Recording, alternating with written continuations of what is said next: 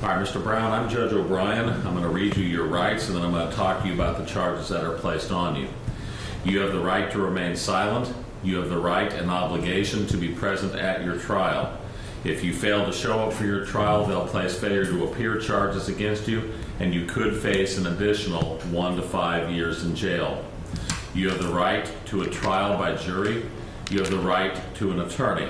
If you cannot afford an attorney, one can be provided for you through the public defender's office. If the charges that are placed on you are discharged, dismissed, not prosecuted, or if you're found not guilty, you have the right to have your record wiped clean from these charges. Now, you are being charged with a criminal offense, and if you are found guilty, you are facing serious consequences, which may include the payment of a fine, the loss of your driver's license, and the possibility of a jail sentence. In addition, you may face increased penalties for later convictions, the loss of your right to possess firearms or ammunition, and your immigration status could be affected. You have important constitutional rights, including the right to representation by an attorney, but you may lose those rights or waive them if you do not act to protect those rights. You have the right to hire an attorney to represent you in every case. If you cannot afford an attorney, you may be eligible for a free attorney. If you want a determination made as to whether you are qualified for a free lawyer, then it is your obligation to be screened at the location identified in paragraph 5C of the bond checklist form that I'm going to give you this afternoon. If you do not hire an attorney or go to be screened, then you may be found to have waived your right to an attorney at your trial. You also have the right to represent yourself. However, you should be aware that self-representation can be dangerous. For example, there may be certain factual or legal defenses to your charge that you are not aware of, or legal issues related to the conduct of your trial or guilty plea that an attorney would know how to preserve for an appeal. If you exercise your right to proceed without a lawyer, then you are responsible for complying with all applicable rules of court, including rules of evidence, procedural rules, and proper behavior before the judge and jury. If convicted on the charges filed against you and ordered to pay a fine, you may request a reasonable scheduled payment plan to pay that fine. It is your obligation to keep up with your trial date and to obtain an attorney, either by hiring one or by being screened and found eligible for a court-appointed attorney prior to your trial date. If you do not appear at your trial with your attorney, you may be deemed to have waived your right to have an attorney represent you. You are required to keep the court notified of any changes of address until the completion of your case. Do you understand everything I've said thus far? Yes, sir.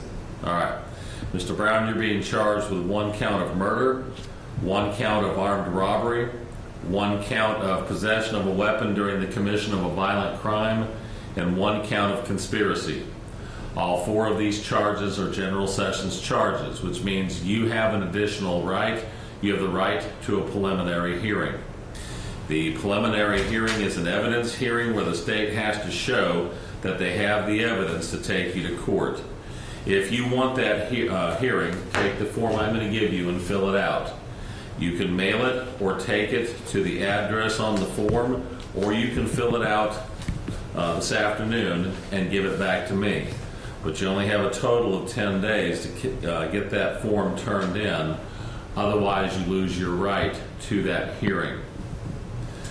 Now, it's my understanding that you are here representing the family. If you would like to say anything, this is the time you would say something. Come on up to that microphone. If you don't want to say anything, you don't have to.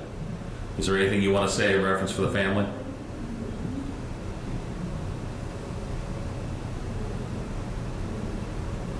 Okay.